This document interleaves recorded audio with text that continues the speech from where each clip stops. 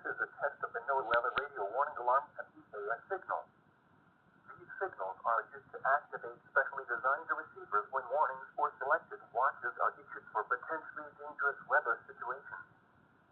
Tests of these receivers are normally conducted each Wednesday between the hours of 11 a.m. and 12 noon.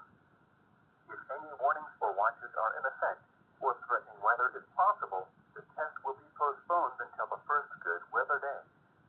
Again, this has been a test of the NOAA radio warning alarm and EAS signal. We now return to the regular broadcast cycle.